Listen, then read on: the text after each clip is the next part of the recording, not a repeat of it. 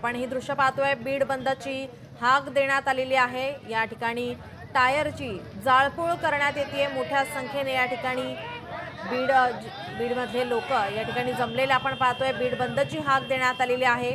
टायरची जाळपोळ या ठिकाणी करण्यात येते। धनंजय मुंडे यांनी राजीनामा दिला। या राजीनाम्यानंतर आता चर्चांना उधाण येते। त्यांच्या ट्विट नंतर चर्चांना उधाण येते। अनेक राजकीय नेत्यांकडून आता निशाणा साधण्यात येतोय, टीका करण्यात येते। तर या ठिकाणी बीड बंदची हाक देण्यात आली आहे। बीडमधील नागरिक आता रस्त्यावर उतरलेले पाहायला मिळतात। पोलिसांचा बंदोबस्त तैनात करण्यात आलेला आहे। कोणताही अनुचित प्रकार घडू नये यासाठी पोलीस तैनात करण्यात आलेले आहेत। या ठिकाणी आपण पाहतोय तर टायरची जाळपोळ करण्यात आलेली आहे। धनंजय मुंडे यांनी राजीनामा दिला। या राजीनाम्यानंतर आता आणखीन घडामोडींना वेग आलेला पाहायला मिळतोय। या ठिकाणी संतोष देशमुख यांची निर्गुणपणे हत्या झाली, ते फोटो समोर आले। व्हिडिओ समोर आल्यानंतर संपूर्ण राज्य हे हळहळून निघालेलं आहे। प्रतिक्रिया आता समोर येत आहेत। आदित्य ठाकरे यांच्याकडून सुद्धा सरकार बरखास्त करा अशी मागणी होतीये। तर रोहित पवार यांच्याकडून पारदर्शकपणे पुढील चौकशी झाली पाहिजे, धनंजय मुंडेंना सह आरोपी करा अशी मागणी होतीये। तर आता संतोष देशमुख यांच्या हत्येप्रकरणी आता बीडमध्ये बंदची हाक देण्यात आली होती आणि आज बीडमध्ये बंद पाळण्यात येतोय। नागरिक हे रस्त्यावर उतरलेले पाहायला मिळत आहेत। कोणताही अनुचित प्रकार घडू नये यासाठी पोलिसांचा चोख बंदोबस्त तैनात करण्यात आलेला पाहायला मिळतोय। तर या ठिकाणी टायरची सुद्धा जाळपोळ करण्यात आल्याचं पाहायला मिळतंय। आजची सर्वात मोठी घडामोड पाहतोय आपण राजकीय वर्तुळातून। कृपया नोंद करून घ्यावी। गेले काही आठवडे झाले जेव्हापासून मी शपथ घेतली आहे, या विषयावर मी वेळोवेळी व्यक्त झालेली आहे आणि आज मी सकाळी गव्हर्नर साहेबांबरोबर निघाले होते। तोपर्यंत विमानावरून उतरेपर्यंत मला महाराष्ट्रामध्ये मुंबईमध्ये काय चाललंय हे मला नागपूरमध्ये माहीत नव्हतं। आपण मला जे एकदम माईक लावून प्रश्न विचारला तोपर्यंत मला अजून कल्पना नाही, अजूनही माझं कोणाशी मुंबईत बोलणं झालेलं नाही। पण एखादी इंस्टाग्रामवरची गोष्ट बघून माझ्या लक्षात आलंय की मुंबईत काय चाललंय आणि त्याच्या निमित्ताने आपल्याला, कारण मी पंकजा गोपीनाथ मुंडे आहे म्हणून या विषयावर मी व्यक्त होणं आपली अपेक्षा आहे, त्याप्रमाणे मी व्यक्त होत आहे। मी जे व्यक्त होत आहे त्याचा आपण सर्वांनी सन्मान ठेवावा। मी जे बोलणार आहे त्याच्यानंतर कुठल्याही प्रश्नोत्तरासाठी जागा राहणार नाही। हा विषय अत्यंत ह्युमन विषय आहे, माणुसकीच्या दृष्टीने महत्त्वाचा विषय आहे। मला आपण प्रश्न विचारणार आहात त्यापूर्वी मी हे सांगते की काही व्हिडिओ सोशल मीडियावर व्हायरल झाले संतोष देशमुखांना मारण्याच्या संदर्भातले। मला त्याच्याविषयीची माहिती नाही, पण इंस्टाग्रामवर मी फक्त एक पोस्ट पाहिली।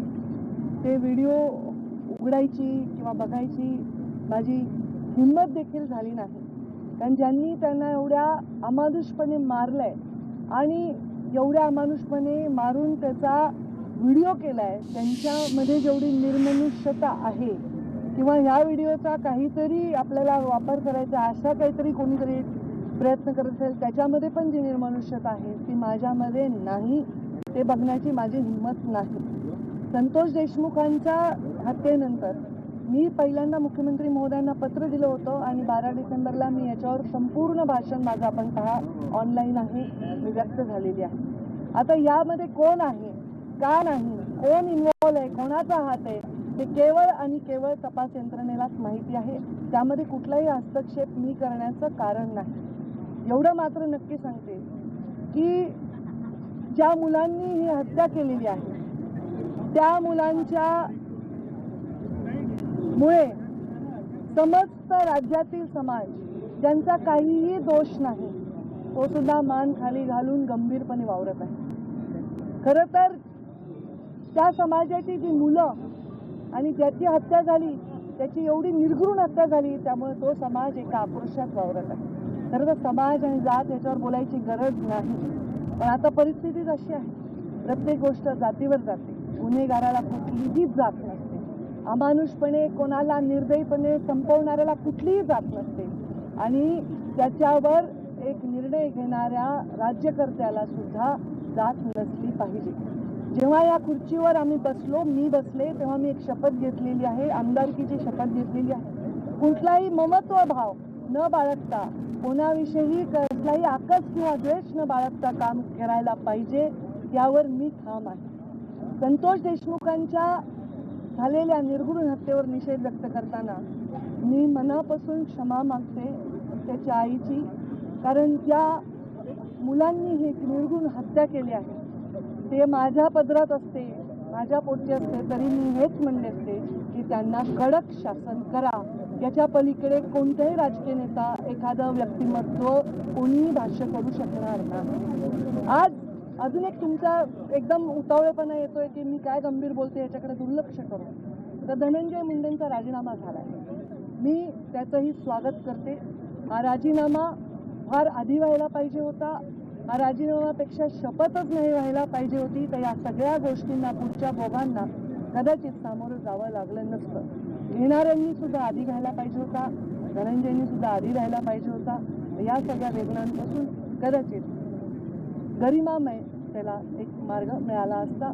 त्यांनी सांगितलं असेल, मला माहीत नाही त्यांचं स्टेटमेंट काय आहे, मी त्याच्यापेक्षा लहान बहीण आहे आणि बहीण असली तरी आम्ही वेगळ्या पक्षात काम केलं होतं, पण कोणत्याही आईला, बहिणीला, परिवाराला वाटत नाही आपल्या परिवाराच्या सदस्याला या दुःखातून जावं लागेल. पण जेव्हा आपण खुर्चीवर बसून विचार करत असतो तेव्हा आपण राज्याच्या प्रत्येकाचा सारखा विचार केला पाहिजे. त्या पोराच्या परिवाराच्या, त्याच्या जीवाच्या वेदनांपुढे हे काहीही मोठा निर्णय नाही. त्यांनी तो घेतलाय, ते योग्यच केलेलं आहे. मला वाटतं देर आहे दुरुस्त आहे. थँक्यू ताई. बोलत त्या देर आहे दुरुस्त आहे, आरोपींना कडक शासन करा. त्याचबरोबर धनंजय मुंडे यांच्या राजीनाम्यावर त्यांनी भाष्य केलं. संतोष देशमुखांच्या आईची आपण मनापासून माफी मागतो. धनंजय मुंडे यांनी राजीनामा आधीच द्यायला हवा होता.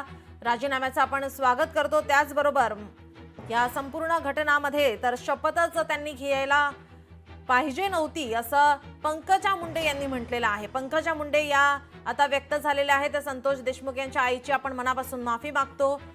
त्याचबरोबर धनंजय मुंडेंच्या राजीनाम्याचं आपण स्वागत करतो. त्याचप्रमाणे राजीनामा आधी व्हायला पाहिजे होता असं त्यांनी म्हटलं आहे. लोकशाही मराठी ऐका, पहा, जागरूक रहा.